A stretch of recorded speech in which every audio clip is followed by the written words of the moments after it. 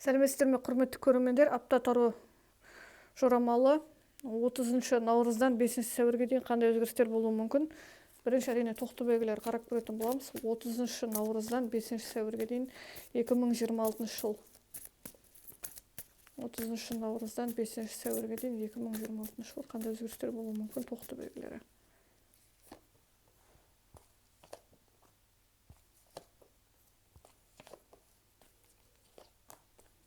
Отызыншы наурыздан 5 сәуірге дейін.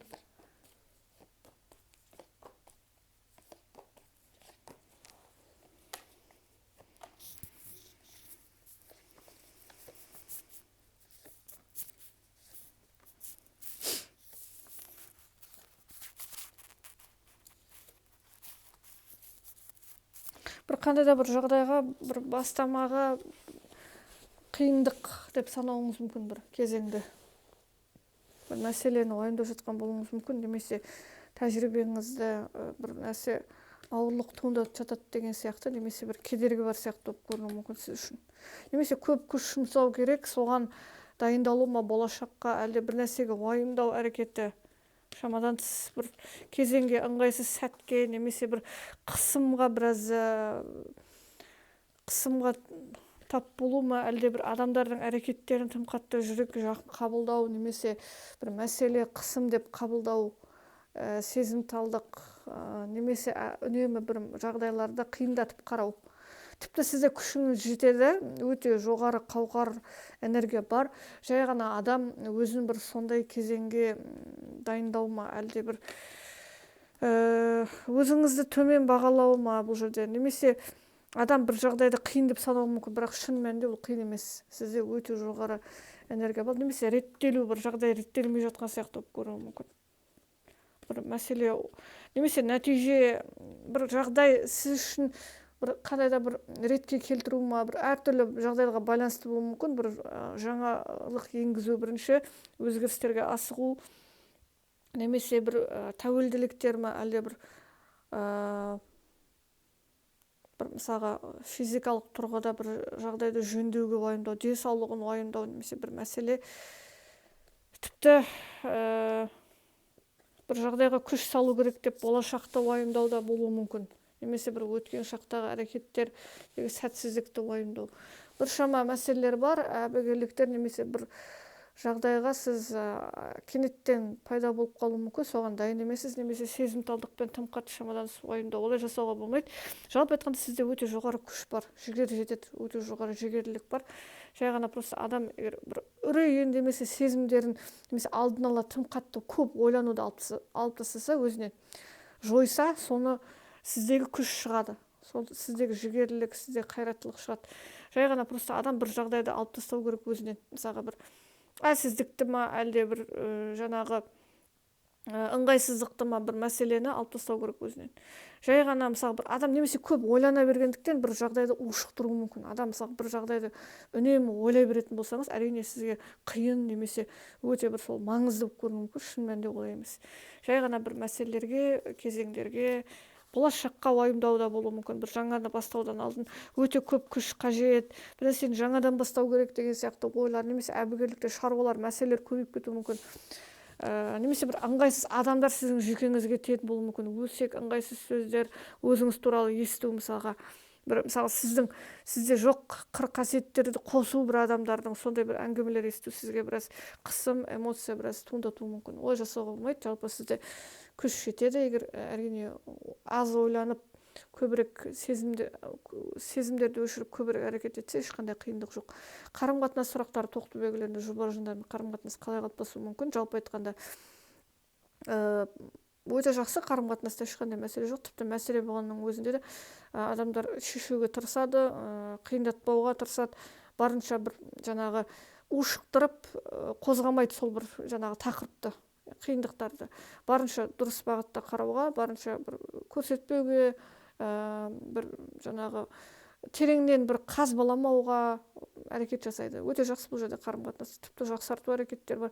Бұл жерде рухани байланысты орнығуы мүмкін арада, немесе бір болашақтағы бір мәселелер, балалар мәселелері адамдар тұтастыру мүмкін, жаңағы тақырыптар адамдарды бір-бірін біріктіру мүмкін, яғни бұл жерде бір адамдар пікірлері бір жерде шығады, немесе ойлары деген сияқты өте жақсы қарым-қатынаста. Тағы да жалпы айтқанда тоқты белгілеріндегі жұмыс мәселесі апта кезеңінде жұмыста қандай өзгерістер болуы мүмкін? Біраз сезімталдықты жұмысқа да көрсетуіңіз мүмкін, яғни біраз болашақ әрекеттерін біраз шешуден қашу, немесе тым қатты шамадан тыс уайымдау, құпия сақтау, сезімталдық таныту әрекеттері де бар, мысалға бұл жерде біраз жұмысқа байланысты тоқты белгілерінде. Сондықтан уайымдамаса да болады, жай ғана просто адамның бұл жерде қабылдау, немесе бір сезімталдықпен қарау, бір жағдайда құпия бар деп есептеп сол құпияны анықтау, немесе өзіңіз жабылу жұмыста, немесе былай болуы мүмкін, кейбір тоқты белгілер үнемі болашаққа сенімді болғанмен біраз бір мәселелерге келген кезде жабылады, яғни біраз сенімділігі кішкене төмендейтін сияқты болып көрінеді, мысалға тым қатты бір мұқияттық па, әлде айналаға сенімсіздікпен, күмәнмен қарау, немесе бір сондай адамдардың орталығы, бұл жерде біраз бір адамдардың құйтырқы әрекеттері болуы мүмкін, сізге күлімдеп қарайды дағы, бірақ сізге бір кедергі немесе үміт, бір сенімсіздігіңізді, немесе сіздегі бір көре алмаушылық, іштей жасырын бір әрекеттер. Сондықтан жұмыс кезеңінде тым қатты адамдарға сене беруге болмайды, кім әдемі сөйледі, немесе тым қатты шамадан тыс ашыла беруге болмайды. Бұл жерде біраз құпия әрекеттер бар, байланысты жұмыста, немесе бір кейбір мәселелерді біреулер уәде береді дағы, шынайы орындамайды. Айтып жатқан сөздер емес әрекеттер сәйкес келмейтін адамдар болуы мүмкін. Кейбір тоқты белгілері мәселелерге бір бастамашылдық, болашақ әрекеттеріне біраз уақыт қажет, немесе мұқияттықпен, немесе бір іштегі үреймен тоқтату өзін. Бір жағдайларға сезімталдықпен қарап, как будто бір мәселе сізге адам тоқтап қалуы мүмкін, жылда мысалға бір мәселелерді шешу соңына қалдыра беруі мүмкін, немесе шешуге асықпауы мүмкін жұмыстағы мәселелерін. Тағы да тоқты белгілері финанс ақша сұрақтары апта кезеңінде. Финанс ақша сұрақтарында бір үрейлену бар сияқты, уайымдау ма, әлде бір маңызды мәселелерде, немесе бір болашақты ойлау, бір сондықтан ақша әрекетіне сақтықпен қарап жатқандарын айтады. Алдын ала дайындалу мен бір нәрсенің болып қалмау үшін алдын алу, әртүрлі ойлар, әртүрлі кезеңдер, мысалы бірнеше рет ойлануыңыз мүмкін, бір сатып алу, бір әрекеттерден бұрын бірнеше рет ойлану, адам үзілді-кесілді бір нәрселерге реттеуге қоюға тырысу, бір жағдайларға, әрекеттерге тіпті, немесе бір жаңағы адам әртүрлі вариант айтуға болады. Бұл жерде кейбір тоқты белгілері ақша әрекетінде алдын ала бір жаңағы ішкі түйсігін тыңдап тоқтату, немесе дайындалуға көшеді, яғни бір сақтық шаралары, яғни ішіндегі бір өзіндік ойлап тапқан, немесе кейбір тоқты белгілері бір жаңағы мейірімділікпен қамқорлыққа көшуге тырысу, адамдарға көмектесуге тырысу, ішкі сезімдіктен жаңағы бір жанашырлық таныту әрекеттері де болуы мүмкін. Мысалға сіздер ақша әрекетіне мысалға шамадан тыс сезімталдықпен, немесе бір нәрсе сатып алу, бір нәрседен алдын алуға тырысумен бір шешім қабылдау, немесе бір жағдайдың қиындап кетпеу үшін алдын ала ішкі түйсікпен әрекет жасау да бар болуы мүмкін. Бұл жерде бір ерекше әрекетпен ақша жұмсалуы мүмкін. Бұл жерде жай ғана бір тексермей жатып, немесе бір адам жаңағы тым қатты қажет емес адамдарға да көмектесіп қалу, қателесу қаупі де бар. Сондықтан қайта-қайта ойлану қажет. Өзіңізді тыңдаңыздар. Жаңағы бір құпия әрекеттерге тым қатты сезімталдықта болмайды.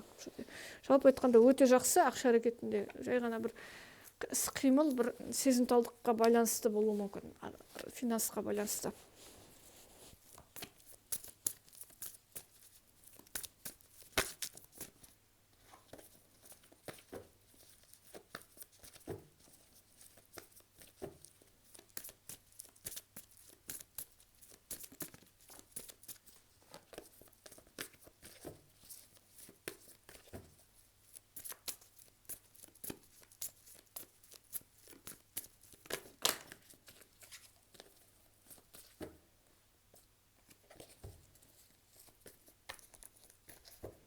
Келесі жұлдыз белгісі торпақтар. 30 сәуірден, кешіріңіздер, 30 наурыздан 5 сәуірге дейін. 30 наурыздан 5 сәуірге дейін 2026 жыл. 30 наурыздан 5 сәуірге дейін 2026 жыл торпақ белгілері. 30 наурыздан 5 сәуірге дейін 2026 жыл. Торпақ белгілері 30 наурыз 5 сәуір торпақтар.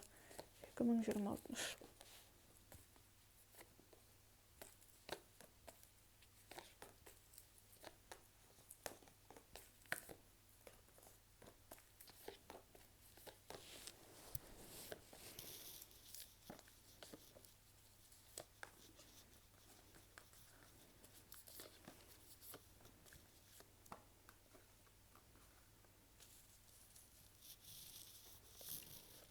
Торпақ белгілері жалпы апта кезеңінде бұл жерде біршама мәселелерді шешу, тәуелділіктерден шығу, бір әрекеттерді, бір жұмыстарды жинақтау мүмкіндігі бар, аяқтау мүмкіндігі. Біршама бір міндеттерді аяқтап, біраз жеңілдікке, жайбарақаттыққа көшу, жайлылыққа көшу. Іштегі бір әбігерліктер немесе міндеттемелердің азаюы, біраз еркіндік, асықпай әрекет жасау, немесе бір қандай да бір сізге тиесілі емес, немесе біршама шаруаларды азайту. Бір жағдайлардан біраз, бұл жерде кейбір торпақтарымыз тәуелділіктерден босап шығады, бір әрекеттер тоқтатады, күмәнді тоқтатады, іштегі бір дұрыс таңдау жасайды, бір таңдаулар ауыстырады, өзгертеді таңдауларын. Таңдау өзгереді, немесе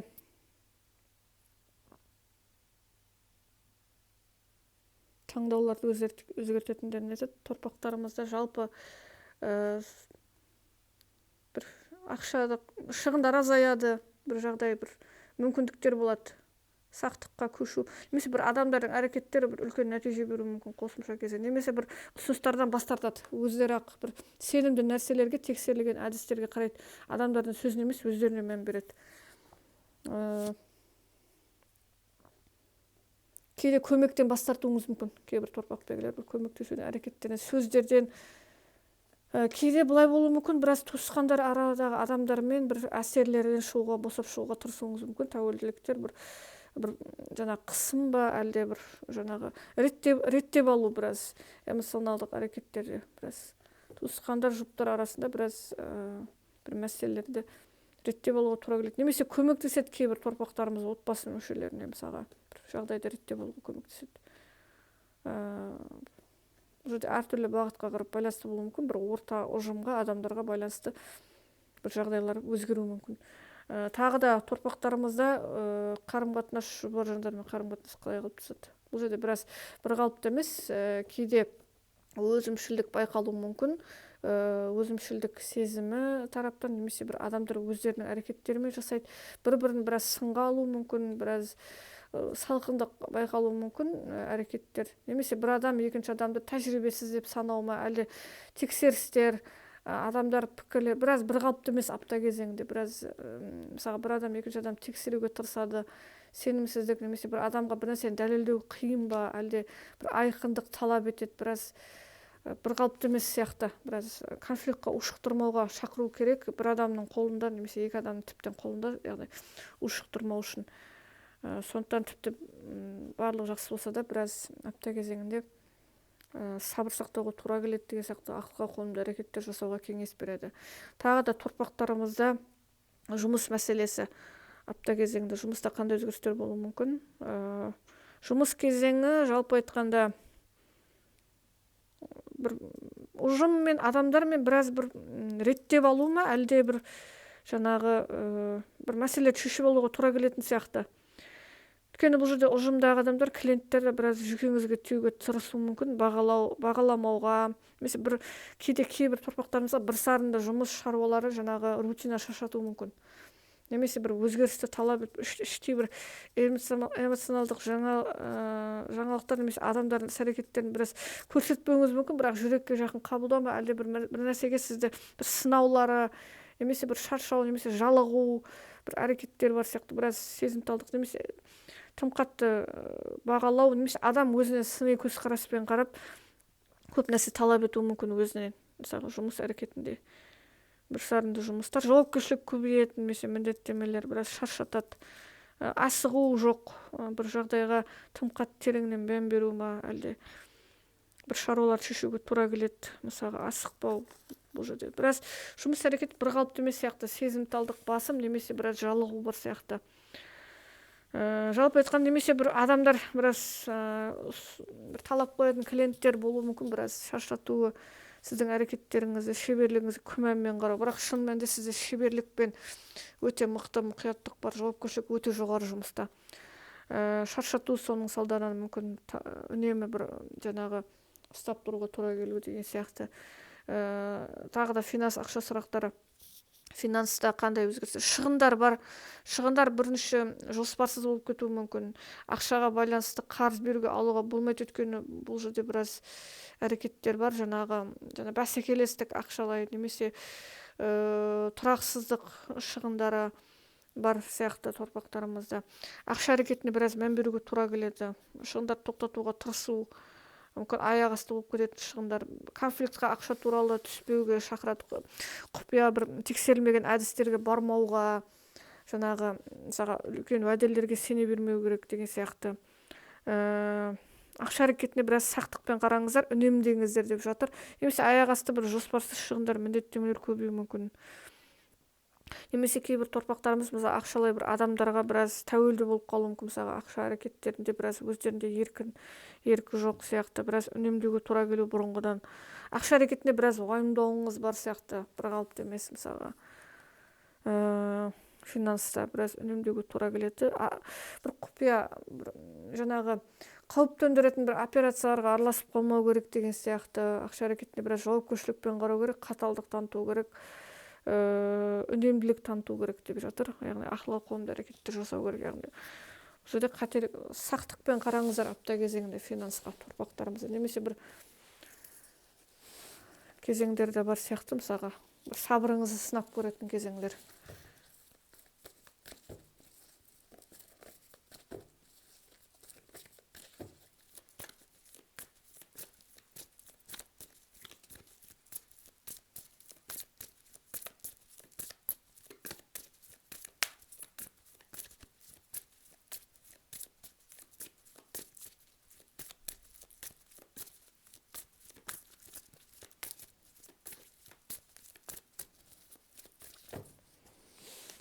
Келесі жұлдыз белгісі егіздер. 30 наурыздан 5 сәуірге дейін кешіреді.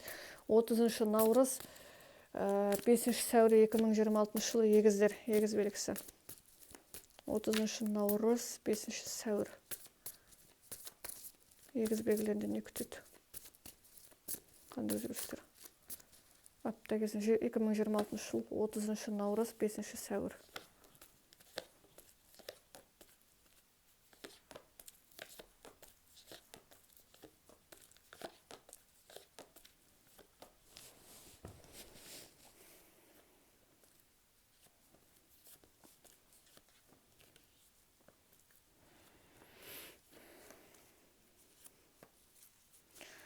Жайбарақаттық кезең, отбасы қолдау, рахаттану, бір мерекелік көңіл күй, қауіпсіздік көңіл күй, көбірек жайбарақаттық іштей. Қандай мәселелер болмасын, адам өзін тепе-теңдікте ұстай білу, теңгерімде ұстай білу өте жақсы әрекеттер. Көбірек жақындармен уақыт өткізу, рахаттану кезеңі мүмкін, тыныштық, жайбарақаттық кезең іштей. Немесе бір толыққандылық, адам өзін толыққанда бір жоғары сезімдермен қамтылып, мүмкін бір қуанышты сәт әрекеттері. Қандай кезең болмасын, барынша бір жақсы позитивті сәтке мән беру, мысалы уақыт арнау, отбасыға уақыт арнау, көмектесу, қолдау беру, жаңағы хабарласу, бір мерекелік кезең ба, атап өту ма, жиындар, бір сондай кезеңдер. Немесе бір адам өзінің тіпті туыстар болмаса да өзінің отбасымен бірге уақыт өткізу, бір жайбарақаттық сезім. Немесе бір қандай кезең болмасын, үйіне келіп бір демалысты, бір шүкірлік сезімі, рахаттану сезімі, мысалға отбасы жанымда деген сияқты. Өте жақсы қолдау, арқа сүйейтін жанның болуы, берік жанның, бір адамның қорғану сезімінде болуы өте жақсы. Бұл жерде бір жақсы. Мүмкін қандай кезең болмасын, отбасы адамдары сізді қамқор, бір қандай да бір опора, тірек сезіледі адамда, мысалға жақындарымен бірге болып жатқан. Немесе бір отбасым, байлығым деген сияқты бір сондай кезең, бір адам өзіне жайлы атмосфера, қауіпсіз атмосферада сезімде болады. Мысалы қандай кезең болмасын, бір немесе бір күшті бір нәрсе сатып алу ма, ірі нәрсе, немесе бір ақша әрекетіндегі бір жайлылықтар, бір күшті бір финанстық кезеңде, немесе тіпті біраз отбасы жоқ адамдар болса, біраз енді отбасы құру қарсаңында тұрған адамдарда да бір адам өзіне ұнамды нәрселермен айналысады, өзіне жағымды шығармашылықпен айналысады, өзіне қалаған нәрсемен тыныш жайлы уақыт өткізеді, немесе ұнамды бір нәрсе, бір идеялар күшті, жоспардағыдай болады, асықпайды, немесе бәрі дұрыс жүріп жатыр бір ағымда, сондықтан уайымдамайды, бір қауіпсіз сезім деген сияқты адам. шығармашылықпен болады, немесе бір мысалға бір күшті идеялармен өзін толыққанды сезімде болады. Қандай кезең болмасын, адам өте жақсы мағлұматтар алу, көмек қабылдау, бір көмектесетін адамдар болады, немесе жаныңызға жылу беретін адамдармен бірге уақытта болу мысалға. Тағы да егіздерімізде жұптармен қарым-қатынастық әрекеттер, жұп жандармен қарым-қатынас қалай қалыптасады? Өте жақсы, өте күшті, жақсы кезеңде болу, жауапкершілікті алу, жайлылық орната білу, бір-біріне адамдар жаңағы жақсы өзгерістер енгізу, қандай кезең болмасын қарым-қатынасқа жақсы үлестерін қосуға тырысу деген сияқты өзгерістер. Бір адамның қолында өте жақсы кезеңдер бар, ушықтырмауға, тұрақтандыруға, жауапкершілік танытуға, тіпті екі адамның да әсері болуы мүмкін. Өте жақсы. Бұл жерде қандай кезең болмасын бір күшті атмосфера сыйлайды. Яғни бір міндеттемелерді жаңағы ешкімге ересек қарым-қатынастар, қамқорлық, ересек қарым-қатынастар орнатады. Тіпті жақсару, татуласу мүмкіндігі де жоғары. Қандай кезең болмасын қарым-қатынасты әрекет жасау үлкен жауапкершілікпен, қандай кезең болмасын адам іштей шығармайды.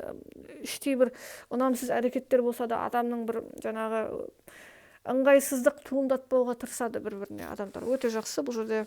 Бірақ бұл жерде бір нақты шешіледі деп айтуға келмейді. Жай ғана адам жаңағы әділеттілік позициясын ұстанымда болады, мысалға бір жаңағы татулық позициясына көшеді, татуласу кезеңіне көшеді.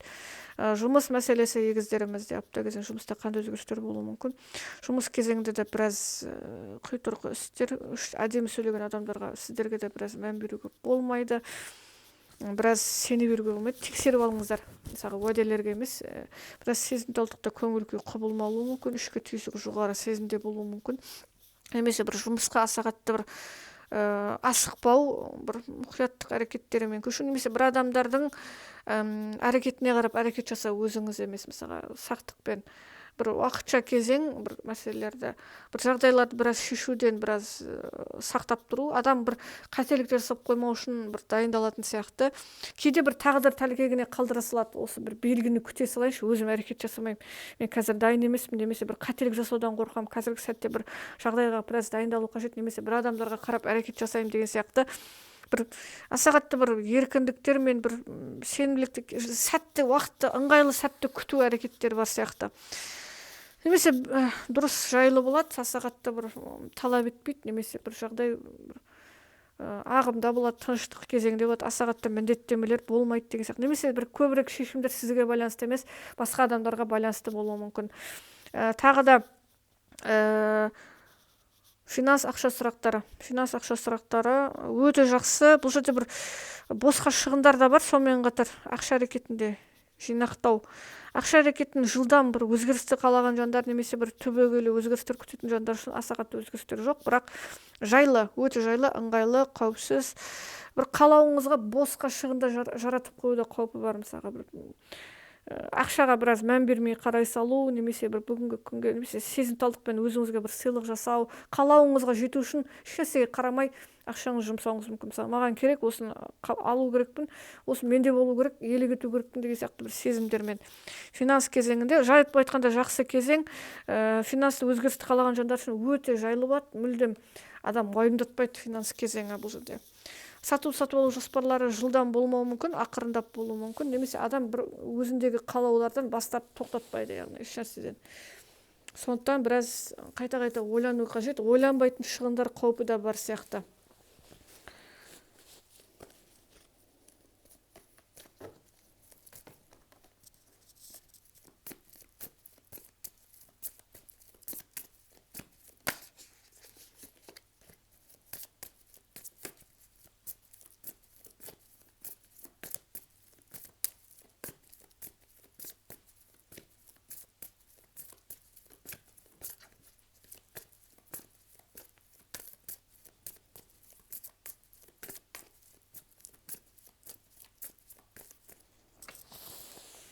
Шаян белгісі 30 наурыздан 5 сәуірге дейін 2026 жыл. Құрметті шаян белгілері. 30 наурыз, 5 сәуір 2026 жыл.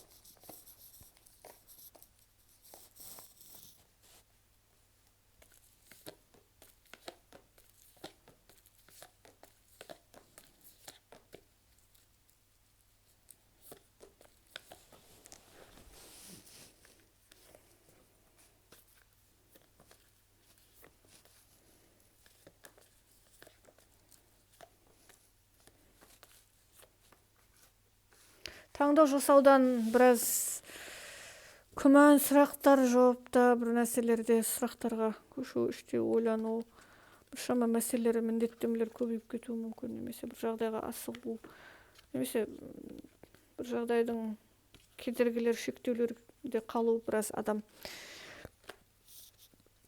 бір қалауыңызды орындау үшін біраз уақыт қажет, немесе бір бастаманы бастаудан алдын біраз уайымдап жатқан болуыңыз мүмкін, бір адамдардың пікірі, қолдау қажет.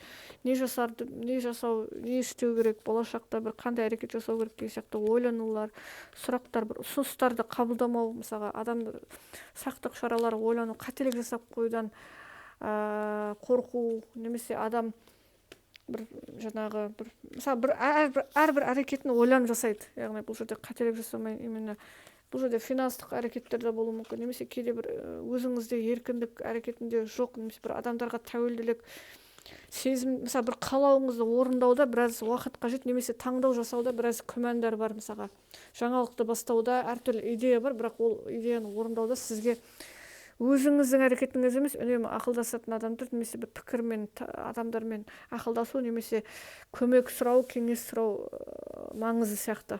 Яғни бұл жерде біраз, немесе бір жағдайға әрекетке бір адаммен сөйлесулерден, бір талқылаудан бастап жатқанда болуы мүмкін. Кейбір шаяндарымыз жабылу, ешнәрсені айтпай, біраз құпия сақтауға тырысу, әрбір ойларыңызды іштей сақтап қалу, бір жағдайларда біраз тұрақты ойлар жоқ, әртүрлі идея келеді, бірақ нақты дайындалу үшін уақыт қажет, немесе біраз қателік жасамау керекпін деген сияқты өзіңізді бір нәрсеге міндеттеу. Ақпарат келуі бір адамдардан келеді, ақпарат немесе көбірек ойланып, салыстырып, қателік жасамау үшін өте көп мағлұматтар іздеу кезеңінде бар болуы мүмкін. Ішкі интуиция жоғары болатындарын көрсетеді шаяндарымызда. Ішкі интуицияны тыңдау керек.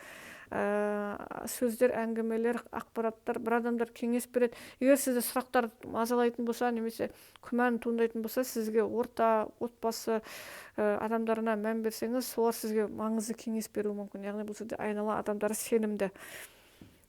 Сондықтан жай ғана сіз бір ойларыңызбен бірге бөліспей жатқан болуыңыз мүмкін, бірақ анық бір сіздің сұрақтарыңызға жауап табу үшін сізге көмектесетін бір орта ұжым, тіпті бір ондай адамдар болмаса да, мысалға сеніміңізге тіпті айналаның бір үлгілері, адамдардың өміріндегі бір сондай бір соларға қарап та бір шолу жасауға болады, шешім жасауға болады деген сияқты үлкен ақпарат алу мүмкіндігі бар. Үлкен ақпарат, адамдармен көп араласуға тура келуі мүмкін, тіпті сіз жабылғыңыз келсе де.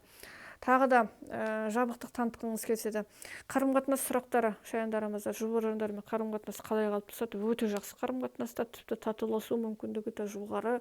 Мәселе болған адамдардың мәселелері шешілуі, жылулық орнауы деген сияқты. Адамдар мүлдем бір-біріне жүйкелеріне тимейді, құрметпен қарайды, жауапкершілікпен қарайды. Мүмкін бір адамның әрекеті екінші адам үшін өте жағымды кезең, өте жағымды уақыт өткізуге тырысу, тіпті бұл көрсету емес, жай ғана адам сондай бір жайлы сезіну деген сияқты. Өте жақсы, мүлдем конфликт, шағымдар жоқ, бір-біріне деген өте тату-тәтті кезең, бір-біріне құмарлықтың күшеюі, сезімдердің күшеюі деген сияқты. Адамдар бір-бірінің сондай бір қамқоршысы ретінде көріну, құрмет көрсетілуі деген сияқты өте жақсы кезең бар қарым-қатынаста. Сенімділік ең бастысы, қауіпсіздік. Тағы да шаяндарымызда жұмыс мәселесі, апта кезеңінде, жұмыс кезеңінде біраз бұл жерде де біраз ыңғайсыздықтар бар сияқты, адамдар, әрекеттер, жұмыста біраз сақтық шараларын қолдану қажет, дұшпандық біраз басым сияқты, көре алмаушылық па әлде бір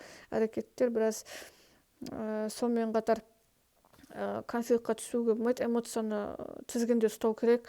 Сіздің әрекеттеріңізді көре алмайтын адамдар болуы мүмкін, немесе міндеттемелер, басшылықтан біраз қысымдар көбеюі мүмкін. Сізге әдейі жаңағы сіз әдейі жасап жатқан сияқты міндеттемелер көп, немесе сондай біраз ұжымда шаршату сіздің мойныңызға іліп қоятын көпшілік жұмыстар, шаруа немесе адамдардың әрекеттері бір сынап көру сізді.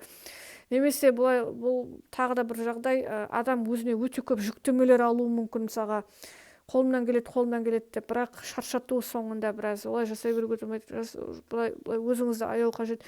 Егер сіз жеке кәсіпкер болсаңыз, жеке кәсіпте біраз жұмыс кезеңінде ыңғайсыз жаңағы міндеттемелер өте көп. Мысалға шаршау, адам өзін бір жаңағы солардың бір қысымында ағымында сияқты бір жаңағы бір шыға алмау, бір как будто жаңағы қысым бар сияқты, жұмыста бір еркіндік жоқ сияқты болып көрінеді. Бір шаршатады, немесе жалықтыратын жұмыс, бір міндеттемелер көп жұмыс сияқты болып көрінеді. Бұл жерде біраз бір қалыпты емес, сондықтан жұмыс кезеңінде біраз әрекеттер бар. Немесе былай болуы мүмкін, күш әрекетіне бағаламай бір нәрсеге бір үлкен ірі келісімдерге келуге тырысу, мысалға өзгерістер енгізуге тырысу, сіз шаршатады осы кезең. Ірі бір мәселелерге көшуге тырысу, мысалға қандай кезең болмасын, бір күшіңізге мысалға міндеттемелерді көбейтуіңіз мүмкін, мысалы мен қолымнан келеді деген сияқты. Бұл жерде жоғары энергияны да көрсетуі мүмкін, адамды жоғары энергияны да көрсетеді. Мүмкін соның салдарынан сіздегі мықты кезеңнен мүмкін көре алмаушылықтар содан пайда болуы мүмкін. Әрбір жоспар әрекеттеріңізді өз ішіңізде сақтағанға шақырады. Тағы да финанс ақша сұрақтары. Финанс ақша сұрақтары қандай өзгерістерге толы апта кезеңінде? Бұл жерде төлемдерді реттеу, міндетті төлемдер, міндетті шығындар бар. Ақшаны жинақтауға, үнемдеуге тура келеді. Бір қиын позициядан шығу, қиын мәселені шешуге мүмкіндік бар. Құжаттарға кетуі мүмкін, ақша бір реттеуге, артық шығындарды тоқтатуға, бір қиындықтан шығуға мүмкіндік бар. Қандай да бір қарыздардың бір бөліктерін жабу, бұл жерде бір үлкен өзгерістер енгізу. Бірден ақшаны айқындап алу, реттеп алу.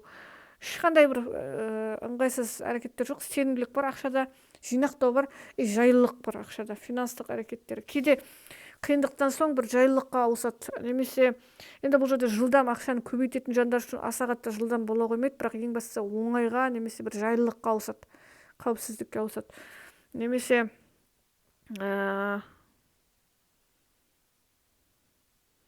финанстық кезеңінде бір қандай да бір жеңілдіктер, бонустар да болуы мүмкін, қосымша бір мерекелік әрекеттері бұл жерде бар. Өте жақсы, финанста ақырындап болса да бір жайлылық, немесе адам артық шығын жасамайтынын айтады, жауапкершілікпен қарайды финансқа.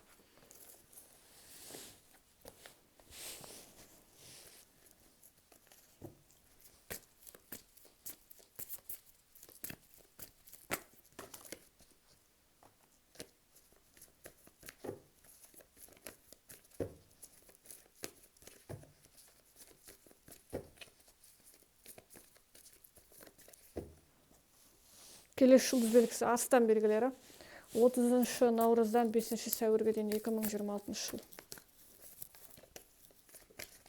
30 наурыздан 5 сәуірге дейін 2026 жыл Арыстан белгілері.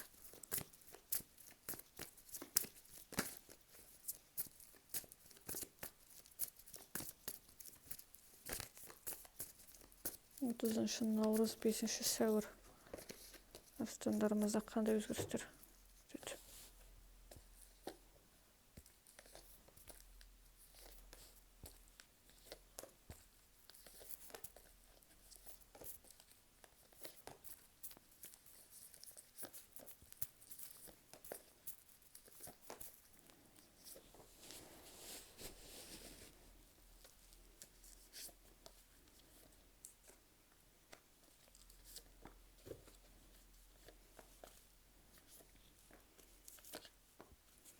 Арыстан белгілері жалпы айтқанда біраз жабықтық таныту, бір нәрсеге берілу, жұмысқа, мәселелерге, әрекеттерге, немесе проблемасын өздерінің жеке мәселелерін өздері шешуге тырысады, ешкімнен көмек сұрамайды, өздерінің іс әрекет әлемінде еш нәрсеге, әңгімеге, болмашы нәрсеге, босқан нәрселерге араласпайды, жалығуға уақыт болмайды деп айтуға болады. Өте жақсы, бір нәрсемен айналысу, жұмыстармен, мәселелермен, білімге арнау, немесе өздерінің мәселелеріне арнау, мысалға өзін қандай мәселе мазалайды, соны шешуге арнау, толықтай берілу, әртүрлі ойлар, әртүрлі тәжірибе жинақтауға мүмкіндік болады.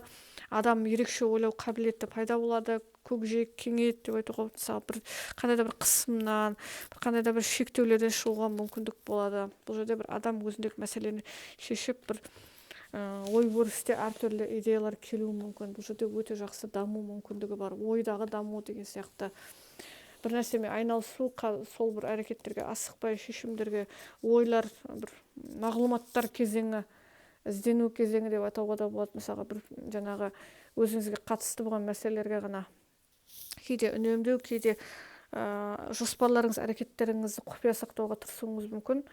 пысықтық таныту, еш нәрседен қателік жібермеу деген сияқты өте ақылды әрекеттер, мықты кезең, болашаққа нақты қарау, ешқандай кедергілерсіз іс әрекеттеріңіз өте сондай бір қалыпта жайлы болатынын айтады мысалға. Өйткені сіздің әрекеттеріңізге ешкім араласа алмайды, өзіңіз қадағалауда ұстай аласыздар, болашақ әрекеттерге мүмкіндік бар. Армандар тек қана арман болып қалмайды, орындалуға болатын мүмкіндіктермен басталады. Яғни шындыққа айналатын мысалға орындауға мүмкіндік деген сияқты. Яғни бұл жерде қалып қалмай, әрекет ойлар бекер болмайды. Біз әрекетпен нақты реалист шындыққа айналатын кезеңдер өте жақсы. Бұл жерде әрбір жоспарлар реттегендей сәтті болатынын көрсетеді. Арыстандарымызда тағы да жұбар жандармен қарым-қатынас қалай қалыптасады? Өте жақсы қарым-қатынаста мәселе жоқ, барынша өте күшті, бір-бірін жақсы қарым-қатынас орнату, сезімталдық, құмарлық күштері өте жақсы, бір-біріне деген ерекше қарым-қатынас, жайлы қарым-қатынас, бір-бірінің жүйкесіне тимейді ешкім, барынша дұрыс бағытта, ешкім тіпті мәселе болған адамдарда да өте жақсы деңгейге жетуге, бір-біріне деген ерекше сезімдердің оянуына мүмкіндік бар. Тағы да астандарымызда тағы да бір-біріне мүмкіндік беріп қойды, немесе бір ерекше бір құрмет, жағымды әрекеттер жасау мүмкін бір-біріне. Тағы да астандарымызда жұмыс мәселесі, апта кезеңінде жұмыста қандай өзгерістер болуы мүмкін. Жұмыс әрекеттері біраз бәсекелестік, таңдау дұрыс жасау, міндеттемелерді жасауға тура келеді. Бір адамдардың әрекетіне қарап сондай кезең жасайтыныңыз көрсетеді. Кім қандай қарым-қатынас жасаса, сондай қарым-қатынас көрсететініңіз айтады. Біршама мәселелерді жасауда біраз жоспарлар ауысып кетуі мүмкін, немесе екі бірдей шаруаны алып жүруге тура келуі мүмкін.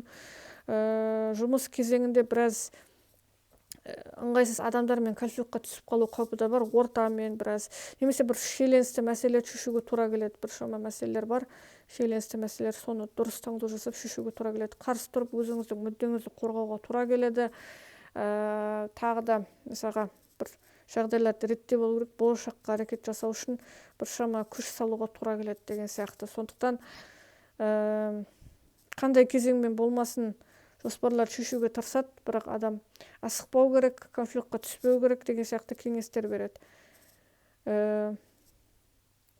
Біраз жұмыс барысы біраз энергияңызды алуы мүмкін, шаршатуы мүмкін, біраз немесе бір күрес жасап күшіңізді көрсетуге тура келуі мүмкін.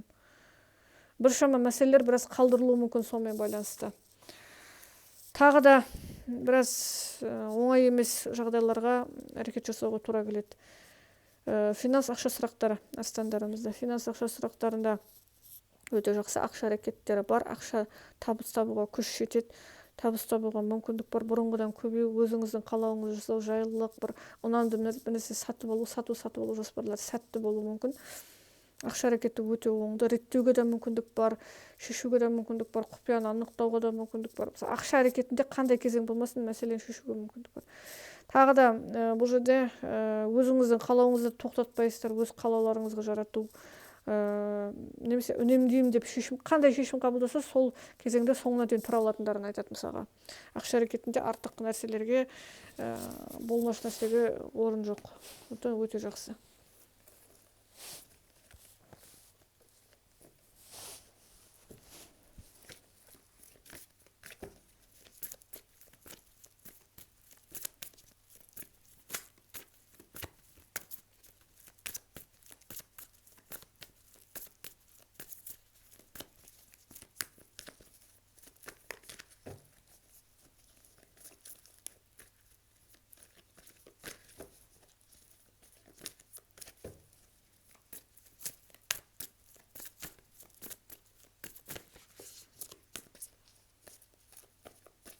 Келесі жұлдыз белгісі бекештер. 30 наурыздан 5 сәуірге 2026 жыл. Бекеш белгілерін күтеді.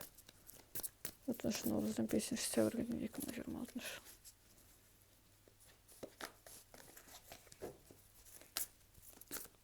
Наурыз 5 сәуір бекештер. 2026 жыл.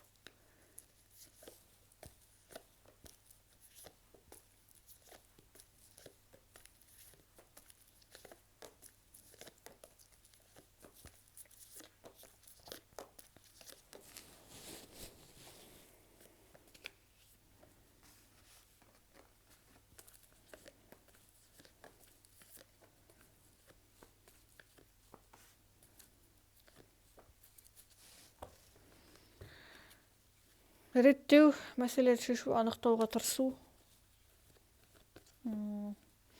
Бегеш белгілерінде апта кезеңде өте көп үрейлену бар, сонымен қатар бір күмәндар өте көп. Күмән, сенімсіздік, анықтауға тырысу, құпияны анықтауға тырысу, бір нәрсені көрсетпей, немесе бір адамдардан, мысалға, ортада адамдарға біраз күмәнмен, шүбәмен қарау, мысалға, адам жаңағы бір ойланып бір адамдар туралы әртүрлі ойда, немесе бір нәрсені анықтайын, бір нәрсені реттейін, немесе адам өзінің ішкі жаңағы сезімдеріне қарап әрекет жасайды.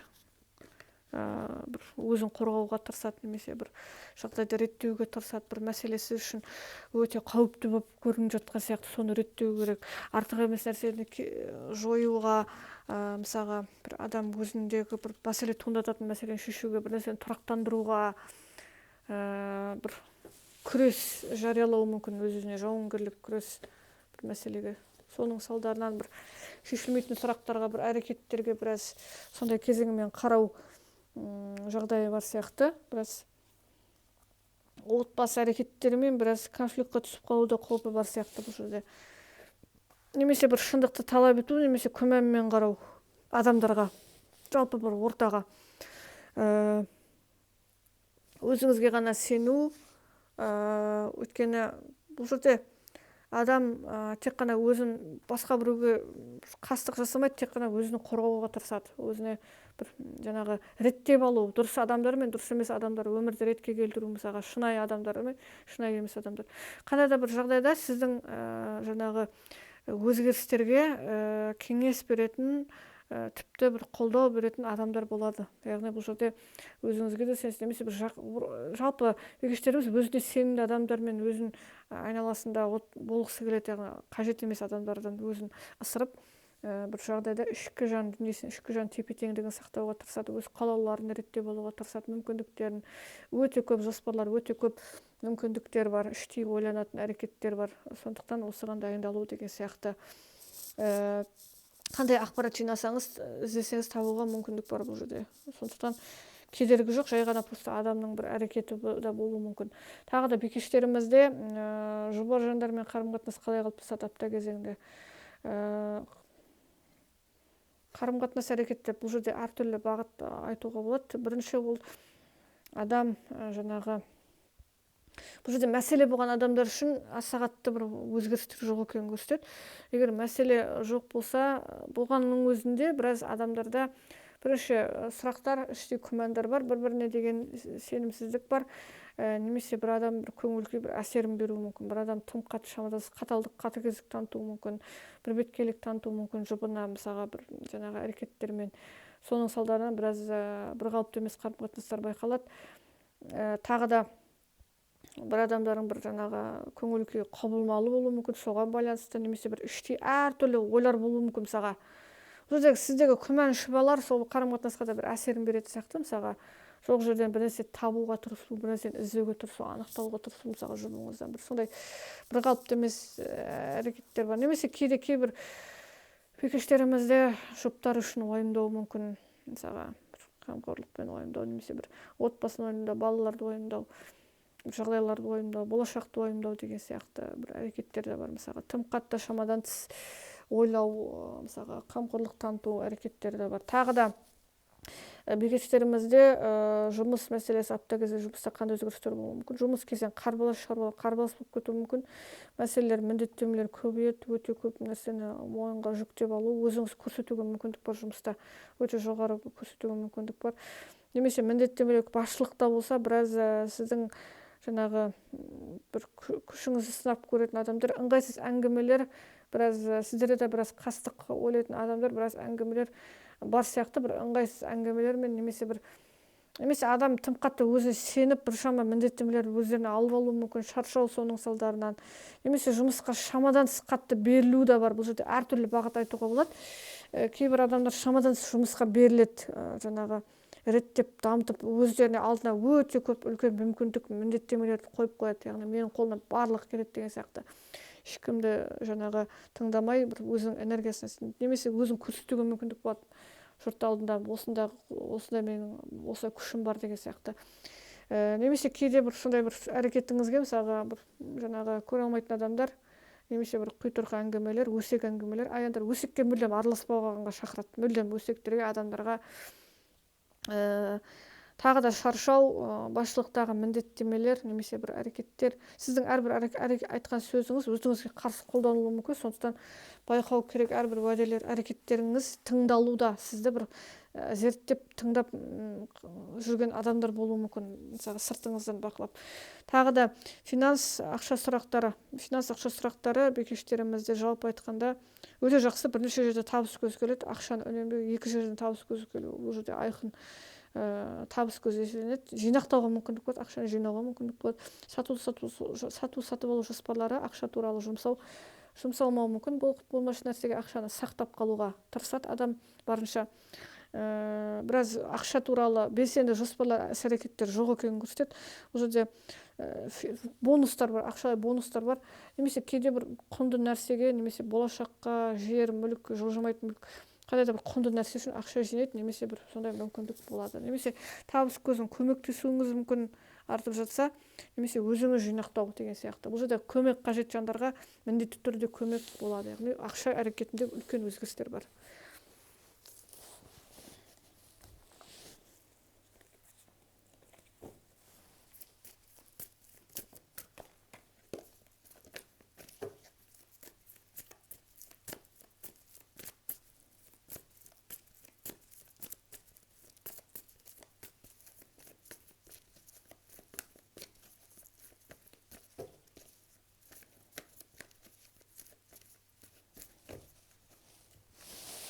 Таразы белгілері 30 наурыздан 5 сәуірге дейін 2026 жыл.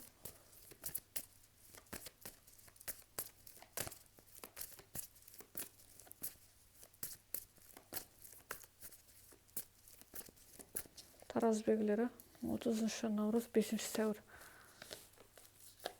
2026 жыл.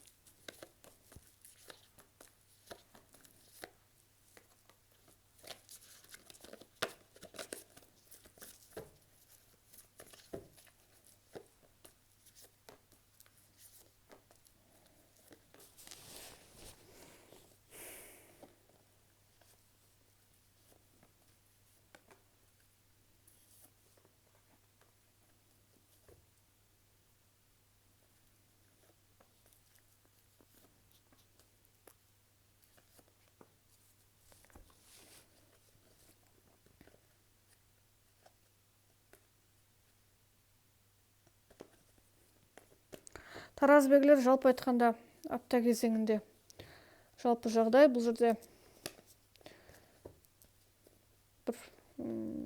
де белсенді әрекеттер жоқ. Идеялар болса тексеріліп қаралып көруде, таңдау жасауда асықпау, бір нәрсені ойлану, өте көп ойлану, жаңа білімге бір нәрсеге арнау, немесе бір жаңалықты бір бастаудан алдын қайта ойлану қажет, немесе бір нәрсені зерттеп жатқан сияқты, іздену үстінде бір нәрсеге берілу, біраз жабылу, салқындық, айналадан жабықтық бар, сенімсіздік айналаға, өзіндік күшін дамыту. Бұл жерде интуиция өте жоғары күшті болады, ішкі түйсік өте жоғары болады. Бұл бір нәрсемен айналысу, пайдалы нәрсе, пайдалы біліммен айналысуға мүмкіндік бар. Сезімталдық, адамдар алдын ала байқамай-ақ бір жағдайларды сезуіңіз мүмкін. Бұл жерде сонымен қатар күмән да бар. Мысалы, адам жаңағы жаңа бастаманың алдында тұрған, жаңа бастаманы жасауда әртүрлі ойлар бар, бірақ әрекет жасауда асықпайды. Өйткені неге? Ішкі жан түйсігін тыңдайды. Бұл жерде асықпа деген сияқты кеңестер беретін сияқты бұл жерде. Өте жақсы қарым-қатынас орнату, бір адамдардың көмегі, қолдауы, ақпараттық кезең, жағымды кезеңде өткізу, әртүрлі күшті идеялар, немесе бір қолдау, жылы сөздер, жылы орта, жайлы орта, сезімталдық, тіпті таныстыққа ашық адамдар үшін таныстық орнату мүмкіндігі бар. Мысалға, жалғыз адамдар үшін таныстыққа орнату, көпшіліктің назарына ие боласыз, бірақ сіз назарға ие болғыңыз келмесе де бұл жерде. Сондықтан өте сондай бір кезеңдер бар, яғни. Бәрібір адамдар орта мойындау, немесе бір жағымды әсер қалдыру ортаға қолдау беретін адамдар болады, жағымды ортада қабылдау кезеңі болады, сезімталдық ортада, немесе бір жаңа адамдармен таныстық орнауы мүмкін мысалға. Тағы да таразы белгілері жалпы Қарым-қатынас сұрақтары. Қарым-қатынаста жалпы айтқанда бір ушығатын конфликт немесе жанжал жоқ, ешқандай араздасу жоқ, адамдар ренжу жоқ.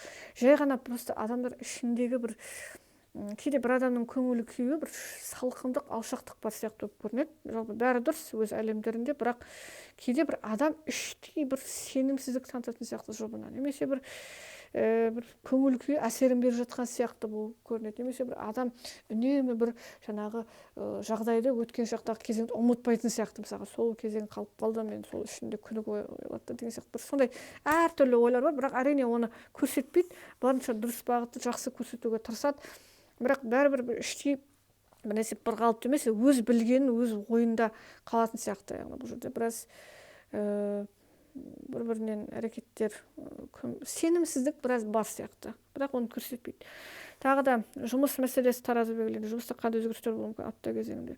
Жұмыс кезеңі біраз шектеулерден, әрекеттерден шығуға тырысу, немесе тым қатты шамадан жұмысқа берілу адам.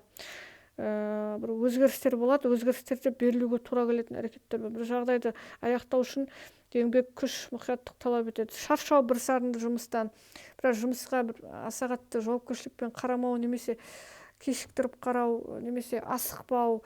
Бірақ жалпы айтқанда шеберлік, мықты әрекеттер бар. Жай ғана адам бір мәселеде толыққанды бір жаңағы еркіндік сезімде болмайды, немесе біраз жалығу, жауапкершілікпен аса қатты қарамау, мысалға, немесе асықпау, мүлдем жұмыста асықпайтынын айтады. Немесе кейбір таразы белгілер жұмысындағы ұнамсыз нәрселерді шешуге тырысады.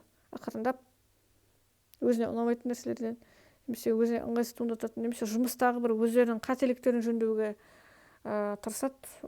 Клиент әрекеттері де біраз жылдам болмауы мүмкін, сондықтан жұмыс барысы тұрақты болады, аса қатты белсенді емес. Сондықтан осы кезеңдер бар. Кейде адам бір жаңағы жұмысқа шамадан тыс берілуі мүмкін. Шамадан тыс жұмыс кезеңінде. Бұл жерде аса қатты белсенділіктер жоқ, жұмыс кезеңінде асығу жоқ. Тағы да финанс ақша сұрақтары. Финанс ақша сұрақтарында ақша әрекетіндегі біраз алдын ала сезімге қарап мән беру. Бұл жерде де интуиция және түйсікті тыңдап әрекет жасайды, яғни ішкі ойлар тыңдап, ақшаны жинақтау, артық шығын жасамау, бар ақшаны сақтап қалуға тырысу. Финанста қиындықтар болып жатқан болса, тұрақсыздықтар бар. Кейбір таразы белгіленді, мысалға тұрақсыздықтар болуы мүмкін. Ақшада, мысалға, келіп жатқан ақшаның орындары бар. Бірақ барынша бұл жерде көмек болады. Ақшаға қиындап жатқан адамдар үшін көмек келеді ақша. Ең бастысы бірнеше жерден ақша келуі де мүмкін тіпті. Сондықтан барынша сақтап қалуға тырысу, шығындар жасамауға тырысу, барынша. Жалпы айтқанда ақша әрекеті бір оңайға немесе бір жайлылыққа тола. Жай ғана просто адам оны қиындатпау керек, мүлдем қиын емес. Мүмкін уайымдау бар сияқты, мысалға, көбірек ақшаны финансты.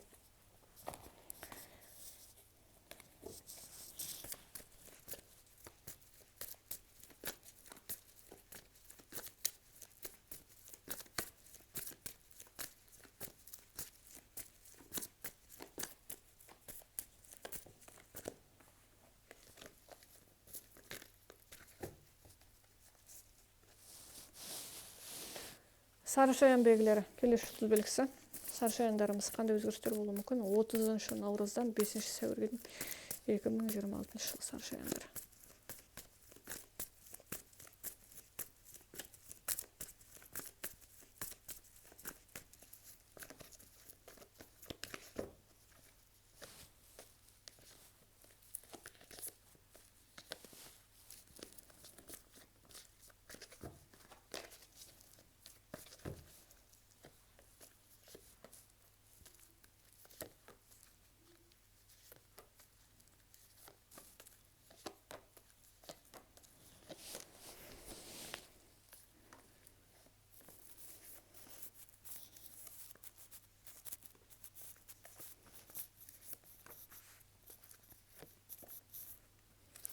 Сары шаяндарымызды жалпы айтқанда апта кезеңінде бұл жерде нәрсеге бір іштей сезімталдық, эмпатия бар сияқты. Эмпатиямен қарау, уайымдау, жүрекке жақын қабылдау, жағдайды кедергі бар деп есептеу, уақытша кезең, бұл ұзақ жалғаспайды, жай ғана уақытша кезең.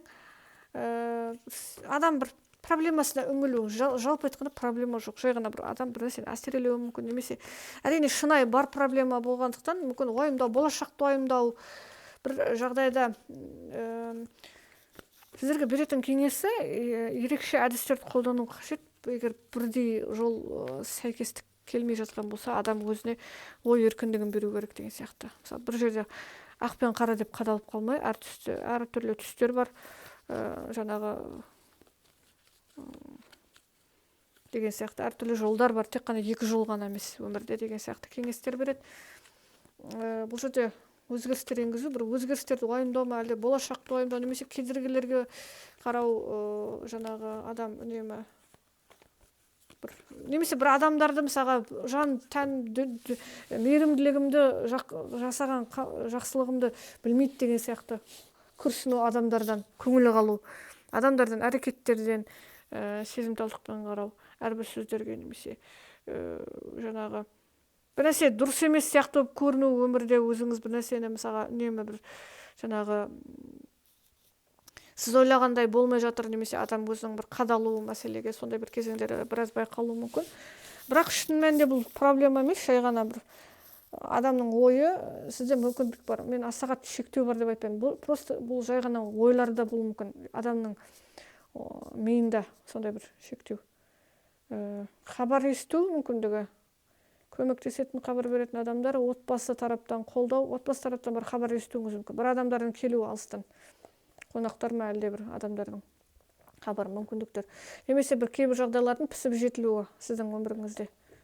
Бір әрекеттердің, бір адамның мысалға нәтиженің келіп жатқан хабар дұрыс бағытта болады. Яғни қателіктер емес, жай ғана қамқоршы адамдардың сөздерінде тыңдап көріңіздер. Бір мәселеге біраз уақыт қажет. Немесе кейбір саршайындарымыз өздері отбасы әрекеттеріне барып көмектесуі мүмкін, немесе бір кеңес беруі мүмкін. Бір жағдайға біраз уақыт қажет, асықпау керек деген сияқты кеңестер болады. Тағы да саршайындарымызда қарым-қатынас сұрақтары, жұбар жандармен қарым-қатынас қалай қалыптасады?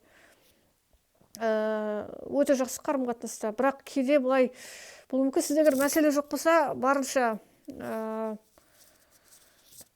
адамдарды араластырмауға тырысады, мәселелерді шешу емес, жай ғана бір тоқтатуға, немесе бір ушықпауға, қадалмауға тырысады.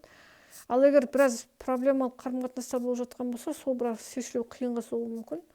Біраз сезімталдықпен қарау, немесе бір бәсекелестік, жоғары бәсекелестік адамдар арасында, адамдардың араластыру. Бұл жерде араластырмау қажет, немесе әрбір болып жатқан өміріңіздегі отбасының арасындағы оқиғаны басқа біреуге айтуға болмайды.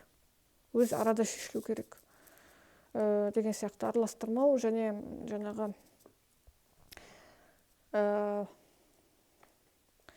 кейде бір жаңағы іштей бір бәсекелестік бар сияқты арада, жұптар арасында. Сенімсіздік бар сияқты, немесе бұл жерде біраз бір қалыпты емес екенін айтады. Адамдардың іс-әрекеттері бір-біріне біраз шынайы рухани байланыс жоқ сияқты, біраз бір қалыпты емес. Біраз шаруаларды мәселелер шешуге тура келуі мүмкін. Немесе адам бір жан дүниесімен бөліспейді, бәрі дұрыс деп санайды. Ешнәрсемен бөліспейді. Соны бірақ екінші адам талап етуі мүмкін. Біраз сондай бір әрекеттер бар. Тағы да саршайындарымызда жұмыс мәселесі апта кезеңінде. Жұмыста да біраз бір жалпы фон сізде бір нәрсені, бір өткен шақтағы тәжірибе ме, әлде бір сәтсіздіктер ме, бір нәрсені болашаққа ма әрекет жасау, біраз жұмыс кезеңі жай болып жатқан үшін ба, немесе жалығу ма, немесе сіз қалағандай жылдам емес, немесе уақыт қажет, бір сондай күтуге тура келетін кезең, немесе болашақ кезеңдері, немесе бір өткен шақтағы сәтсіздікке көбірек мән беру, салыстыру бір жағдайлармен. Сондай кезең бар сияқты, мысалы, үнемі бір негативқа қадалу, тіпті бәрі дұрыс болса да, жата адам бір нәрсені бір әсерелеп, боямалдап, бұрмалап қарауы мүмкін. Жұмыс әрекетінде біраз бір жағдайға әрекеттерге біраз сізде кезең бар сияқты, сіз ойлағандай жылдам емес. Немесе бір адамдардың жұмыс әрекетіндегі жаңағы өзімшілдігі сізге ұнамайды, немесе бір шынайы қарау әрекеттерге, немесе бір нәрсе сіз ойлағандай болмай жатыр. Сондай кезең бар сияқты, жұмыс кезеңде біраз бір қалыпты емес, уақытша кезең жай ғана. Немесе бір өткен шақтағы әрекеттер салыстыру адам. Финанс ақша сұрақтары, бәсекелестік жоғарыда болуы мүмкін бұл жерде. Финанс ақша сұрақтары жалпы айтқанда өте жақсы. Ақшаны үнемдейді, жинайды, жайлы, артық шығынға жол жоқ. Бірақ бұл жерде сатып алу жоспарлары жылдан болмайды. Жай ғана жоспар болып қалып қалуы мүмкін. Келген ақшаны сақтап қалуға тырысады, үнемдеуге тырысады, міндетті әрекеттерге ғана жұмсауға тырысады. Проблема болып жатқан болса, ақшалай сізге көмектесетін адам бар. Немесе бір әртүрлі идея келуі мүмкін табыс туралы. Тағы да қосымша. Немесе қосымша ақша бонустар бар. Бұл жерде жеңілдіктер бар. Ақша туралы табыс көзі, бір реттік табыс көздері де болуы мүмкін, мысалға бір сәтті кезеңдер. Немесе күшті табыс көзін табатын идея, немесе пайдалы нәрсеге жұмсауы мүмкін саршайындарымыз ақшаларын.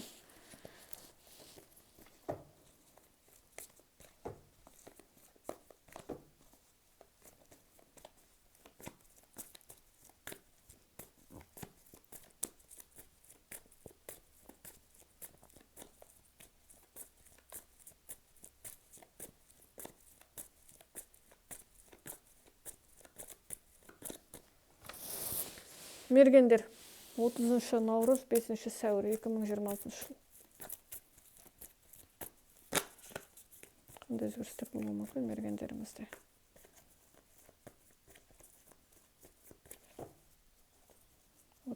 Наурыз 5 сәуір мерген белгілері 2026 жыл.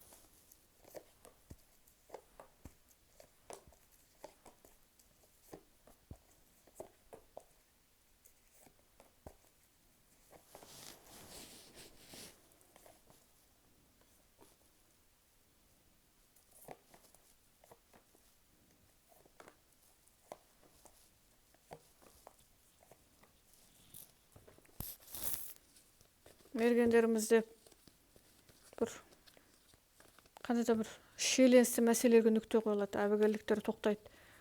Бір шама майда ұсақ түйек жұмыстар аяқталады, шешуге мүмкіндік болады. Жаңа деңгейге көшу, конфликттің аяқталуы, күйзелістен шығу, қарсыластық бір әрекеттер, бір нәрсені дәлелдеп көрсету, сіздің айтқаныңыз дұрыс екенін көрсету, болашаққа қарау, қалып қалмау, бір мәселеде шиеленісті бір нүктеде қалып қалмай алға жүру өзгерістері. Алға жүру, бір маңызды шешімдер қабылдау, бір маңызды мәселелер өте жақсы, бір үлкен деңгейдегі бір жаңа деңгейге өту кезеңдер бар. Жоғары бір маңызды мәселелер шешуге мүмкіндік бар мергендерімізде. Өте жақсы бұл жерде. Өте күшті, шиеленісті, ыңғайсыз мәселелер шешуге мүмкіндік бар мысалға. Өте жақсы. Ыңғайсыз әбігерлік мәселелері, проблемалар, адамдармен әрекеттер, кедергілер, шаруалар, ұсақ түйек, сәттіліктер келеді, сәтті кезеңдер болады сізде. Тағдыр әрекетінің өзінің бір сәттіліктері болады. Соны пайдалану, бір жағдайға жол ашылады сізде. Өте жақсы өзгерістер, өте күшті өзгерістер. Өмірді реттеп алу, жағдайда жеңіске жету, бір әрекеттерді көрсету, бәсекелестікке алғырлық таныту, өте жақсы кезең мергендерімізде. Қарым-қатынас сұрақтары жоба ұжымдарымен қарым-қатынас қалай қылып түседі? Қарым-қатынаста да мәселе жоқ, барынша дұрыс кезең. Бір ағымда жүру, ешқандай жүйке әрекетіне бармау, ересек қарым-қатынас, тыныштыққа ауысу, тыныштық кезеңге ауысу. Бәрі дұрыс. Қауіпсіздік бірінші очередь, жайлылық, ешкім жүйкесіне тимейді, біз сені қозғалмайды мәселе. Барынша дұрыс бағытта қарау, барынша тыныш кезеңге қарау, жалпы тыныштық орнату қарым-қатынаста. Ешқандай тіпті мәселе болған болса татуласуға да, әрекеттерге де бір жаңағы жалықпай адам барады. Яғни бір шиеленісті іздемейді, мүлдем бір әрекет жасамай, жай ғана бір жаңағы дұрыс бағытта қарайды. Яғни бір тыныш бағытта қарайды. Бір-біріне бір сондай бір жайлылық орнатып біледі. Өте жақсы қарым-қатынаста, өте күшті, адамның ақылды әрекеттері үлкен нәтиже береді. Жұмыс мәселесі мергендеріміз, жұмыста қандай өзгерістер болуы мүмкін? Жұмыс кезеңдерінде жалпы айтқанда біраз реттеп алуға тура келеді, қатыгездік таныту, басшылықта қысымдар да бар. Егер өзіңіз жеке кәсіп болсаңыз, өте жақсы. Жеке кәсіп жақсы жүреді айналым. Жұмысқа ақша салу, жұмыстан ақша табу мүмкіндігі жоғары. Қандай еңбек болса сондай нәтиже. Реттеп алу, қандай да бір шиеленісті мәселелерді жұмыстағы реттеуге мүмкіндік бар. Заң аясында қағазбасты жұмыстарды реттеп алу, жұмыс кезеңінде бір нәрсені реттеу, табыс көзінің өсуі, жайлы жаңалықтар енгізуге болады. Жаңалықтар, үлкен бір күшті жаңалықтар енгізуге, креативті идеялар жоғары болады. Жұмыста өте жоғары сенімділік, атақтылыққа ие болу, адам жұмыс кезеңі өте күшті, сәттіліктер бар жұмыста. Өте күшті мүмкіндіктер. Өзіңіз көрсетуге, абыройға ие болуға мүмкіндік болады. Адам өзіне толыққан сенімді болады жұмыста. Тағы да финанс ақша сұрақтары бергендерімізде. Финанс ақша сұрақтарында ақша әрекеті өте жайлы, ақшаны үнемдеу бар. Ақшаны үнемдеу барынша жайлы кезең. Ақшаны жылдам өзгерісті қалаған жандар үшін өзгерістер әрине баяу болады, аса қатты жылдам болмайды, бірақ жайлы болады. Ақша энергиясы бар. Адам ақша табуды біледі.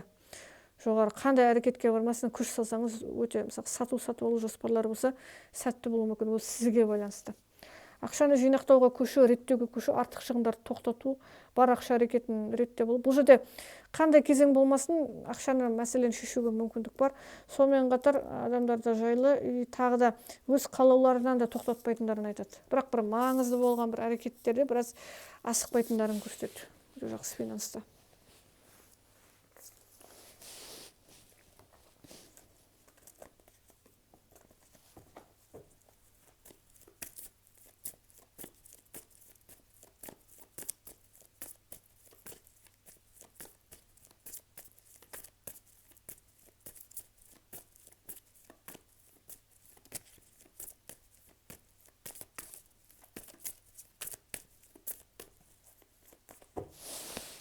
Тауышқы белгілері, келесі жылы белгісі 30 наурыз, 5 сәуір 2026 жыл.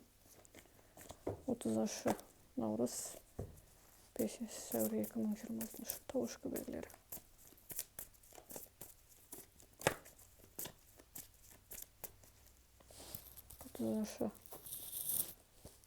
Наурыз, 5 сәуір. Тауышқы белгілері. Қандай өзгерістер күтеді? Апта кезеңінде.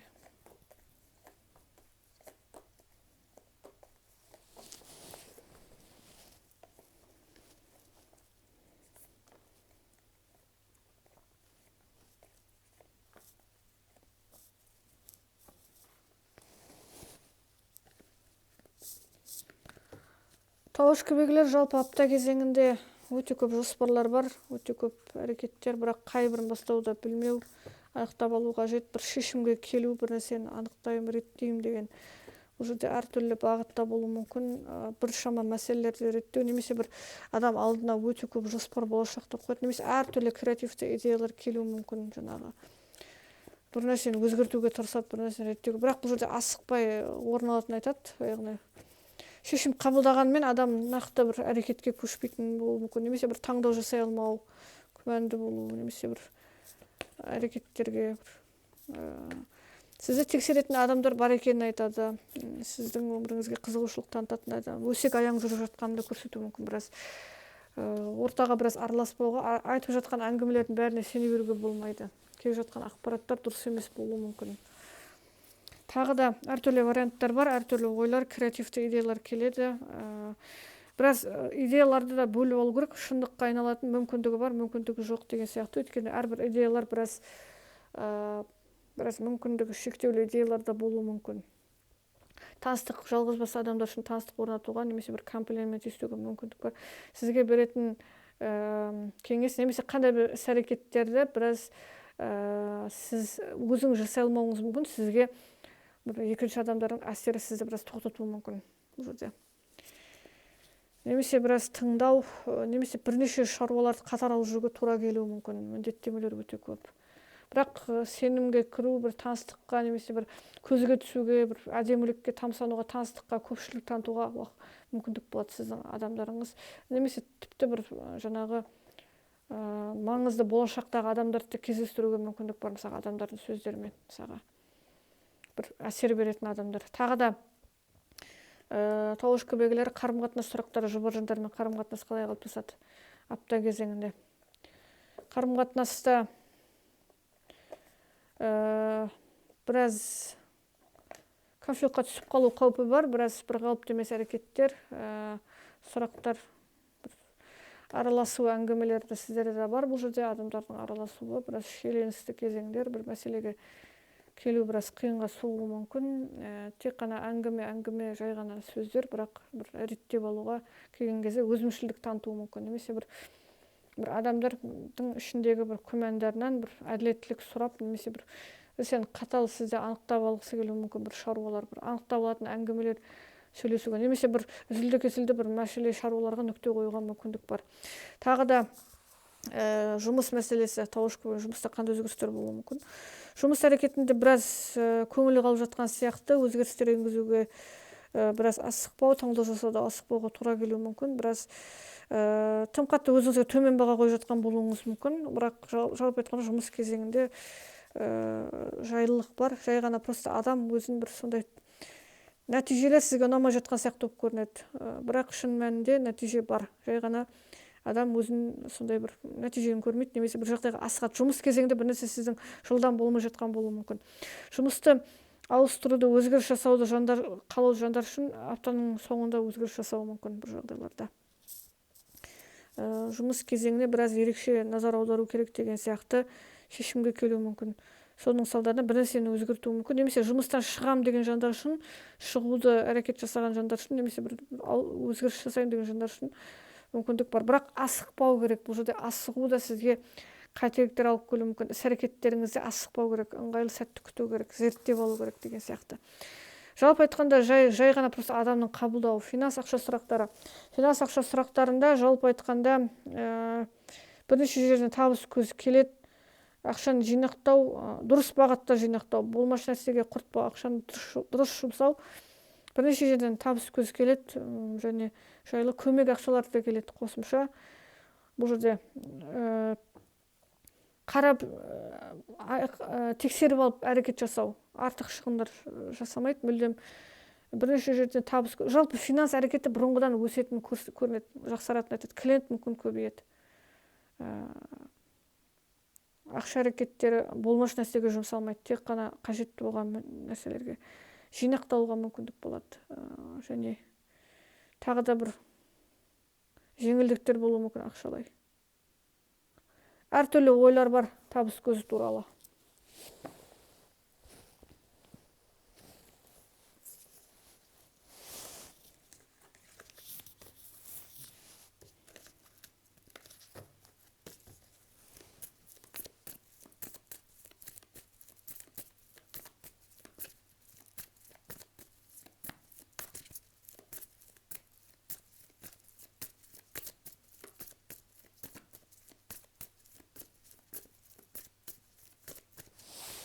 Су құйғыш белгілері келесі жұлдыз белгісі 30 наурыз 5 сәуір 2026.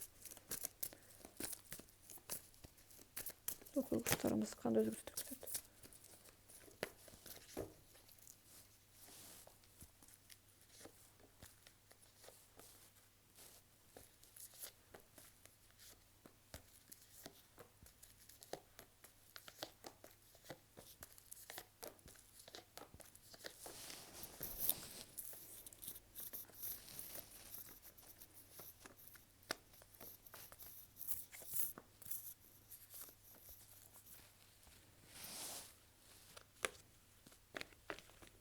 Салыстыру, тексеру бір мәселелерде сезімталдық, бір өзімшіл адамдармен тап болып қалу қаупі бар сияқты. Біраз су құйғыштарымызда өзімшілдік танытатын адамдар бір сізге, немесе кейде былай болуы мүмкін, кейде су құйғыштарымыз өздеріңіз айналаға біраз тәкаппарлықпен жоғары деңгейде қарауыңыз мүмкін, айналаны біраз қабылдамай, өзіңіз жоғары санап, айнала әрекеттеріне, жағдайларға біраз нәтижеден талап қойып, немесе өзіңіз бір айналадан талап етуіңіз мүмкін, мен мықтымын, осылай бағалаңыздар деп. Бірақ біраз сіздің бір өзімшілдігіңіз бір айналаға ұнамайтын сияқты, немесе сіз өте күшті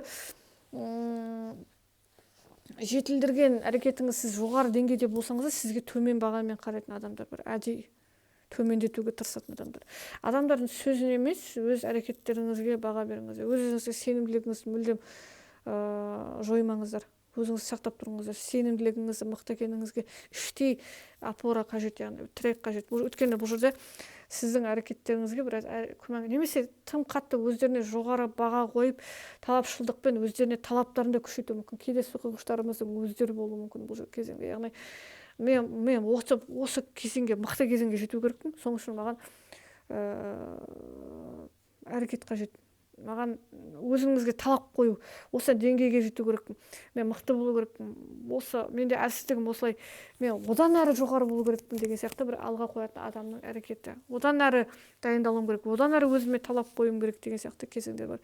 Бұл жерде біраз конфликттік кезең, ыңғайсыз әңгімелер туыстар, отбасы арасында болып қалуы мүмкін, біраз жиынтық әрекеттер, немесе бір отбасы тараптан бір кедергілер бар сияқты, біраз түсініспеушіліктер туындайтын сияқты, мәселелерде сөзге келу қиынға соғатын сияқты бір әрекеттер. Бұл жерде адамдарға ортаға қарсы шығуға тырысуыңыз мүмкін, немесе бір адамдар орта сізге кедергі қоюға тырысуы мүмкін, мысалға как будто бір сіздің сенімділігіңізді сынап көруге тырысатын адамдар, немесе мәселелер, немесе кейбір соққыштарымызға үлкен бір мәселелерін шешуде бір ойлар, мағлұматтар, адамдардың үлгілері, адамдардың тәжірибелері қажет. Мысалға адамдармен көбірек қарым-қатынаста болсаңыз, мүмкін мәселеңізді шешуге солардан бір мағлұмат алуыңыз мүмкін. Немесе кейбір соққыштарыңыз қиындық кезеңін уайымдамайды, сондай кезеңден біраз шығуға тырысады, барынша бір мәселе бар деп қарамайды, яғни бәрі менің қолымнан келеді, мен мықтымын деген сияқты күшке де енуі мүмкін. Мысалы адамдар, менің қолымдан бір жаңағы тәжірибеңіз қолдан, бәр нәрсе қолымнан келеді деген сияқты, мен мықтымын, мен батылмын деген сияқты бір алдыңызға үлкен мақсаттар, кедергілерге қарамай әрекет жасауыңыз мүмкін. Мысалы мен мықтымын, мен сенемін, осыны жасай алатыныма, жеңе алатыныма деген сияқты. Тағы да соққыштарымызды қарым-қатынас тұрақтары жұбырынан қарым-қатынас қалай қалыптасуы мүмкін. Өте жақсы қарым-қатынаста, өте жақсы мәселе, өте күшті мән беру, адамдардың бір-біріне деген сенімділігі, мықты әрекеттері, адалдығы, шынайылығы, ересек қарым-қатынас, құрметі бар. Өте жақсы. Бұл жерде татуласуға мүмкіндік 100% екенін көрсетеді. Бұрынғыдан жақсарады қарым-қатынас. Жайлы адамдар үшін, немесе бір адам барынша әрекет жасайды, немесе екі адам бірден әрекет жасайды, мысалға барынша жақсарту үшін, сапасын жақсарту үшін сеніміне кіру, көмектесу, қамқорлық жасау, бір ұсыныстар қабылдау, бір адамның бір үлкен бір тұтастыратын үлкен болашағы, жағдайы, әрекеттері бар, бір-біріне деген сенімділігін артуына септігін тигізеді. Не только жұптар құмарлы сеніммен, иной жаңағы немен байланыстармен, серіктестікпен бір-бірін тұтастырады, яғни бір-бірінің пікірін тыңдайды, немесе адам бір өзгеріс жасауға тырыспайды, барынша қабылдайды, құрметпен қарайды. Тағы да жұмыс мәселесі, жұмыс тұрғысында, жұмыс әрекеттерінде соққыштарымызда біраз, бұл жерде де сізде әріптестерге аса қатты сене беруге болмайды, сөздерге, әрекеттерге өзіңізге сеніңізде, бір жаңалық енгізуіңіз мүмкін, реттеуге көшу, жұмыстағы бір әрекеттер біраз қысым болуы мүмкін, басшылық тараптан әрекеттері. Бұл жерде бір талап қою, жаңалықты үнемі сізді бейімделуге тырыстыратын, міндеттеп күштейтін адамдар, немесе сіз үнемі бір сондай іздену үстінде болуыңыз мүмкін. Бірақ келісімшарт әрекеттерді реттеуде өзіңіз көрсетуге өте күшті мүмкіндік болады бұл жерде. Біршама міндеттеме, қандай қиын болмасын, соның бір оңай бір әрекеттерін, жаңа тәжірибелеріңізді қолданатыныңыз етеді. Бұл жерде бір өзіңіздегі мықты бір харизмаңызды қолдансаңыз мүлдем кедергі жоқ. Әрине кейде бір әріптестегі адамдарға, әрекеттерге, провокацияға, сезімталдыққа беріле беруге болмайды. Сонда бәрі жақсы болады. Өзіңізге сеніңіздер. Өзіңізге сенсеңіз мықты болады. Егер бір қысымға, айналаға адамдардың әрекеттері болса, біраз қысымын күшейтуі мүмкін. Сонда да бір әрекет шешімін табу қажет деген сияқты. Бұл жерде келісімге келу оңай болуы мүмкін сізде, мысалға. Бірақ аса қатты сене беруге болмайды адамдарға, әрекеттегі жұмыс барысы біраз бір әртүрлі жолдармен, әртүрлі күмәндармен болуы мүмкін. Сақтық шаралары болуы да қажет, яғни. Тағы да соққыштарымыз финанс ақша сұрақтары, ақшаны үнемдеу, барынша тоқтату шығындарды, біраз сату жоспарларын ауыстыруыңыз мүмкін, өзгерістер жасау, тоқтап тұру, күте тұру, қандай да бір алдында бір қалаған шығындарыңызға сатып алу әрекетіңізді біраз тоқтатуыңыз мүмкін. Жағдайды қарау керекпін, тексеру керекпін, бір қандай да бір ұсыныстарды бас тартуыңыз мүмкін. Ақшалай жинақтап тұруға көшу, тек қана міндетті нәрселерге ғана салу. Ақша энергиясы бірақ бар. Бұл жерде ақшада өзгерістер қалаған жандар үшін мүлдем дағдарыс жоқ, жақсартулар бар. Бірақ асығу жоқ. Бұл жерде бір асығып әрекет жасамайды, немесе міндетті болған бір әрекет шешімдерді жасамайтындарын айтады.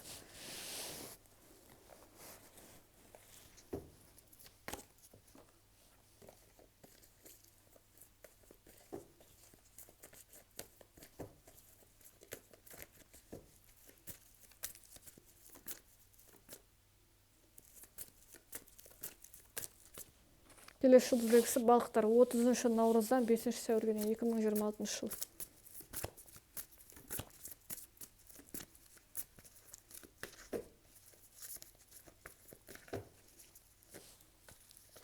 Балық белгілері.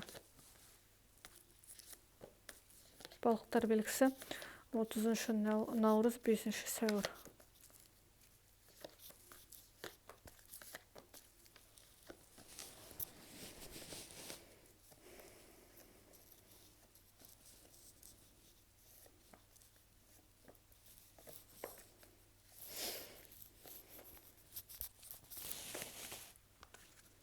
Шаруалар мәселелер аяқ асты келіп жатқан мықты кезең. Бұл жерде бір үнемі қозғалысты әрекетте болу, алға жүру, алғырлық таныту, белсенділік танытуға мүмкіндік бар балықтарымызда.